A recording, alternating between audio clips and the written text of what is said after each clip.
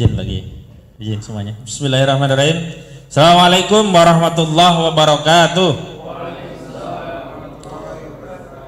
Alhamdulillahi rabbil alamin. Hamdan katsiran kama amar ahmaduhu askuruhu astaghfiruhu.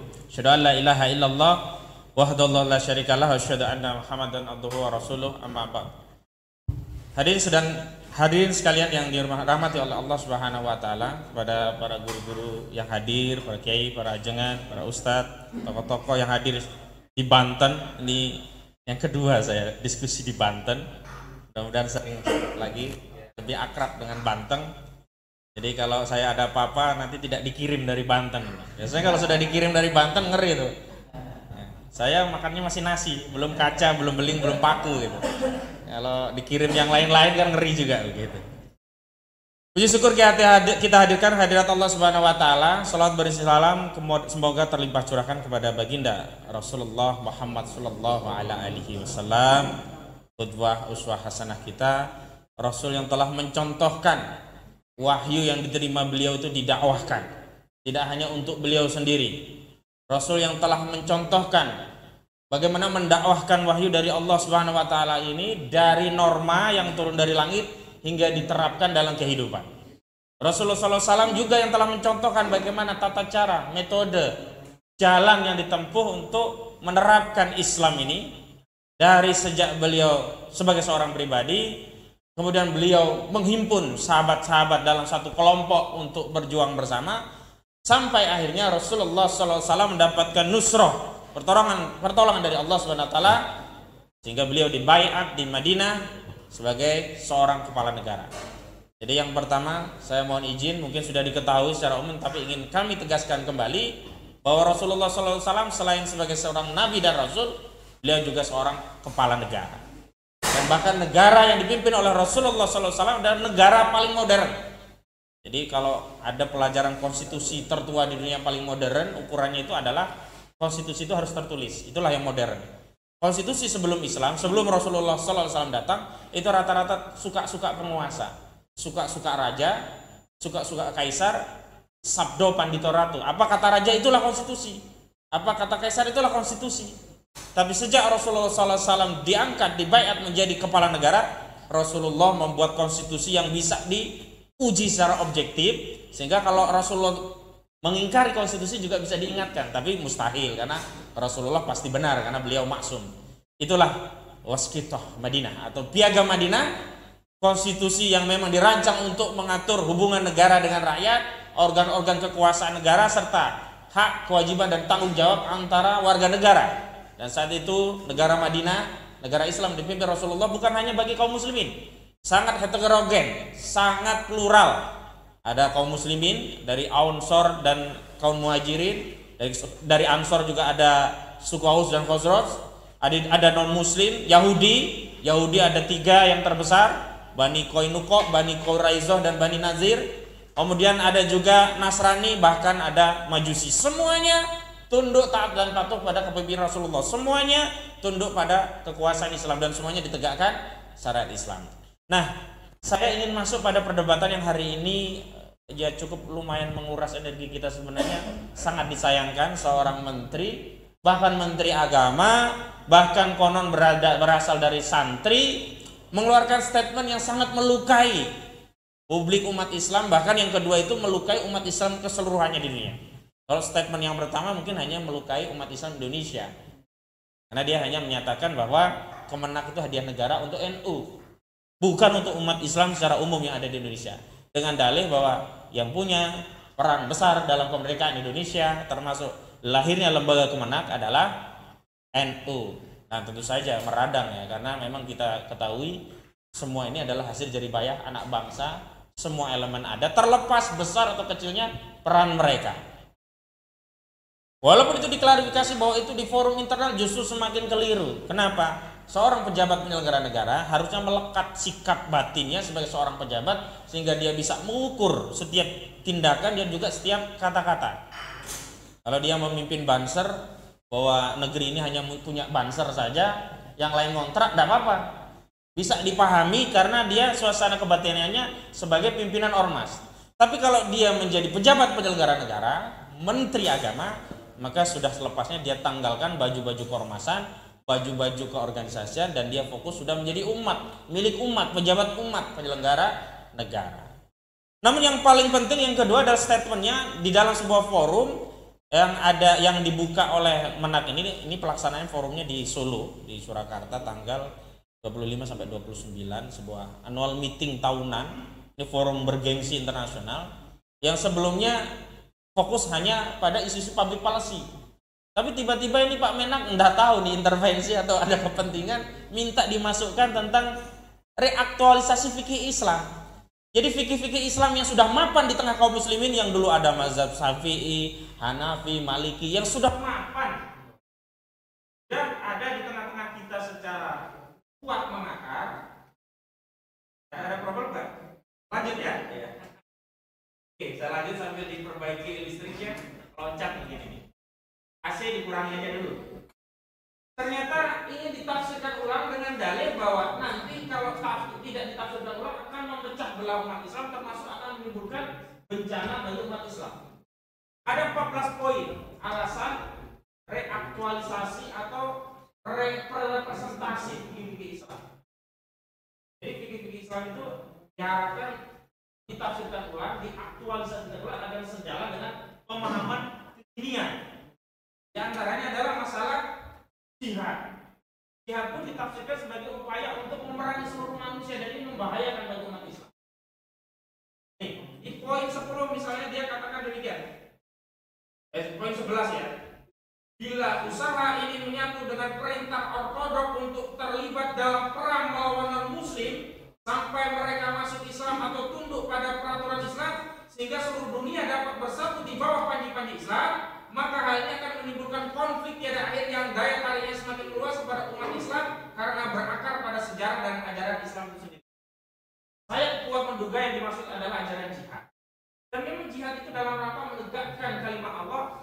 Rasulullah diutus untuk memerangi seluruh umat dan bangsa sampai menyatakan kalimat La ilaha illallah Muhammadur Rasulullah. Tapi jihad ini tidak kemudian ditafsirkan secara literal seperti apa yang disampaikan pada pertimbangan yang dalam reaktualisasi fikih Islam. Jihad itu adalah upaya untuk menghilangkan hambatan fisik.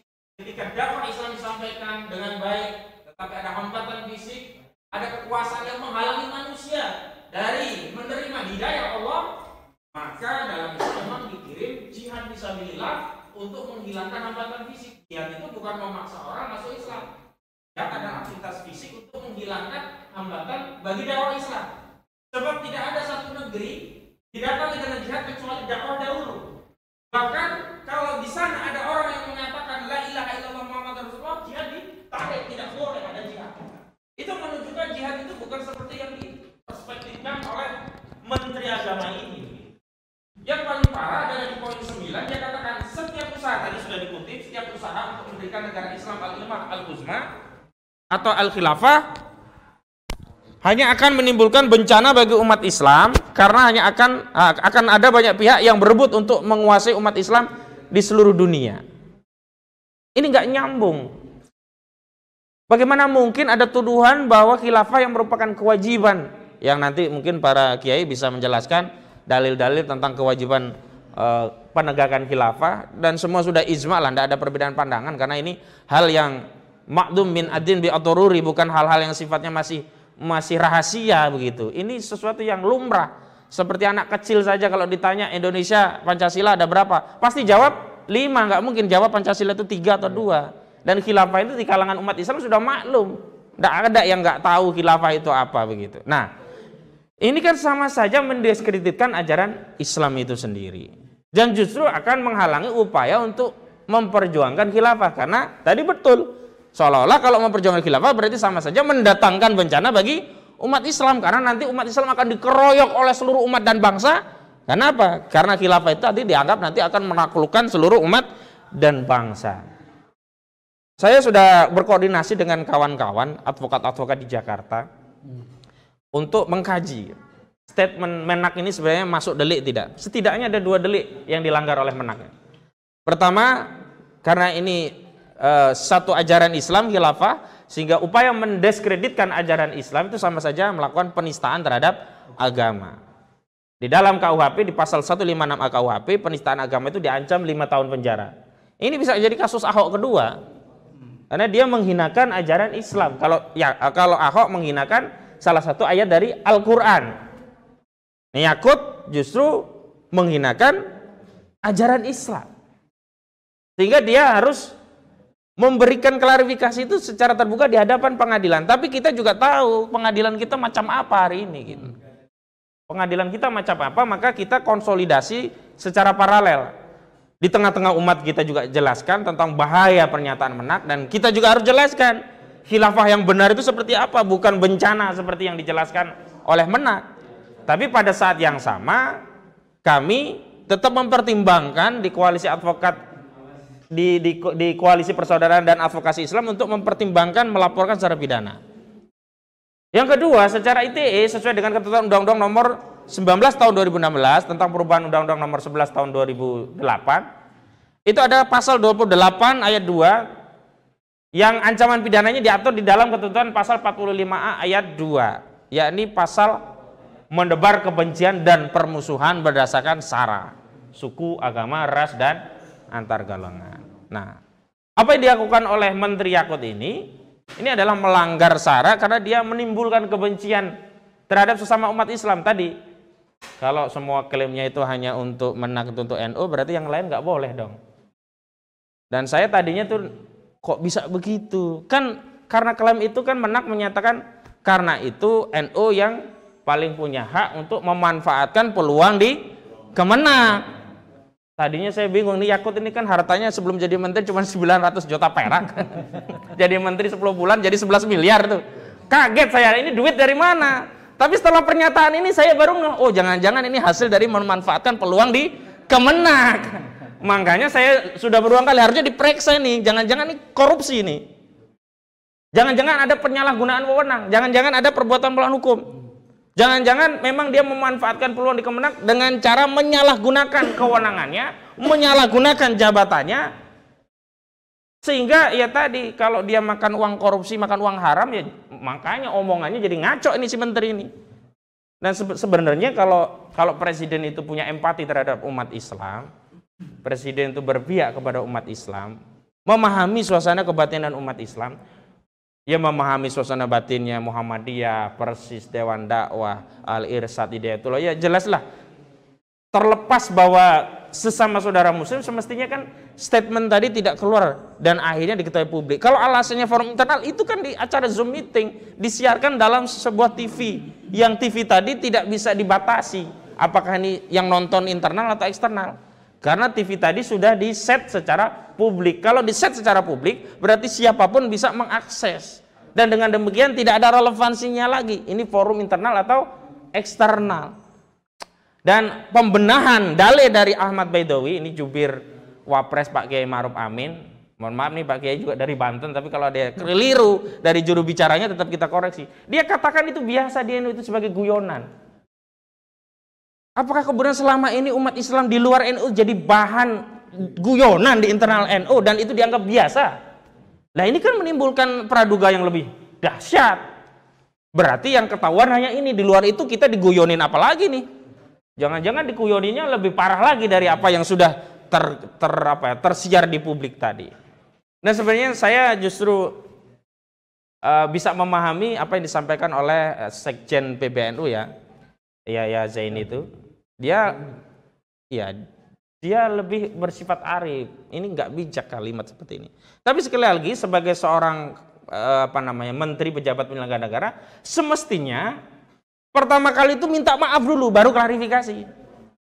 Terlepas benar atau salah, yang pertama harusnya meminta maaf. Tapi sampai hari ini tidak ada satupun statement permintaan maaf dari saudara Yakut Khalil Qomas. Yang kedua, klarifikasi yang dia sampaikan ini seolah ngeledek, seolah kita itu anak TK, anak kecil. Oh itu forum internal, suami sama istri, dunia milik kita berdua, yang lain ngontrak tuh semua. Ini kurang ajar ini menteri, dikiranya kita ngontrak. Ya memang iya juga sih. Dunia ini kan bagi orang muslim kan ngontrak saja. Tempat kita yang sesungguhnya kan di akhirat, itulah tempat kita yang sejatinya begitu. Di sini kontrak kita Anda tahu apakah sampai 63 tahun seperti bagaimana Rasulullah, atau jangan-jangan lebih pendek kontraknya. Syukur lebih panjang dari itu sehingga ada peluang untuk dakwah lebih lebih banyak lagi gitu. Amin. Takbir. Jadi saya kira sebagai advokat dan juga aktivis gerakan Islam, ini Menteri Yakut secara politik dia harus dievaluasi posisinya, kedudukannya, jabatannya. Secara hukum dia harus diproses hukum. Dan semestinya Kapolri Pak Listio Sigit Prabowo harus juga bisa memahami suasana kebatinan umat Islam. Tidak perlu menunggu laporan umat Islam. Karena di dalam konteks hukum pidana ini bukan delik aduan, bukan pencemaran nama baik yang harus ada orang yang menjadi korban melapor, ini delik umum. Negara yang harusnya mewakili umat Islam, mewakili ajaran agama Islam, bahkan mewakili agama Islam itu sendiri untuk melakukan tindakan proses hukum terhadap Yakut Khalil Qomas, baik dengan pasal 156A KUHP atau dengan pasal 28 ayat 2 junto pasal 45 ayat 2 Undang-Undang nomor 19 tahun 2016 yang merupakan perubahan Undang-Undang nomor 11 tahun 2008 tentang informasi dan transaksi elektronik. Demikian yang bisa saya sampaikan. Terima kasih. Wassalamualaikum warahmatullahi wabarakatuh.